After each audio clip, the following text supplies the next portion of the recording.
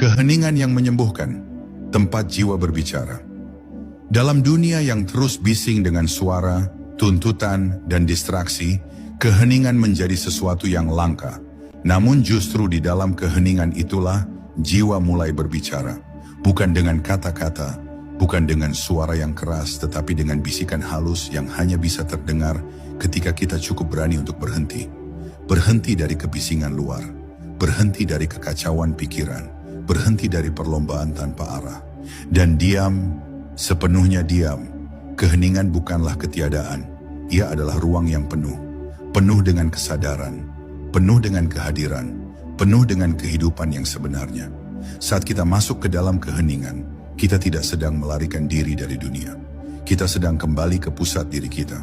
Di sanalah tempat di mana jiwa yang tersembunyi bersemayam, menunggu untuk disentuh, didengar, dan dipahami. Keheningan bukan hanya menyembuhkan luka, tetapi juga membuka pintu bagi kebijaksanaan sejati. Kita sering mencari jawaban di luar, dari orang lain, dari buku, dari dunia. Tapi jawaban paling jujur seringkali muncul di saat-saat kita duduk dalam hening. Saat kita tidak lagi menuntut dunia untuk menjawab pertanyaan kita, dan mulai belajar mendengar suara terdalam yang telah lama terkubur di balik keramaian. Dalam keheningan, tidak ada topeng, tidak ada pencitraan, hanya ada diri yang apa adanya. Bagi banyak orang, keheningan bisa terasa menakutkan. Karena saat sunyi datang, muncul juga bayangan-bayangan yang selama ini dihindari. Tapi sesungguhnya semua yang muncul dalam keheningan bukanlah musuh. Mereka adalah bagian dari kita yang belum sempat kita peluk. Mereka datang bukan untuk menakuti, tapi untuk disembuhkan. Dan hanya dalam ruang yang tenang, penyembuhan itu bisa terjadi tanpa paksaan, tanpa perlawanan. Keheningan juga mengajarkan kita untuk hadir sepenuhnya.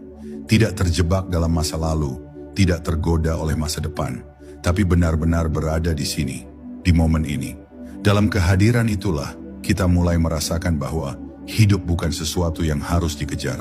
Hidup adalah sesuatu yang dirasakan, dihayati, dijalani dengan kesadaran penuh. Jiwa tidak berbicara dalam kebisingan. Ia menunggu saat di mana engkau benar-benar hadir untuknya. Dan ketika engkau memberinya ruang, engkau akan terkejut betapa banyak yang ingin ia sampaikan. Tentang luka yang belum selesai, tentang cinta yang tertahan, tentang mimpi yang terlupakan, dan tentang kekuatan yang telah lama ada, namun belum kau sadari. Bab ini adalah ajakan untuk kembali ke keheningan, bukan sebagai tempat pelarian, tapi sebagai rumah. Rumah bagi jiwa yang telah lama menantimu. Rumah bagi kedamaian, kesadaran, dan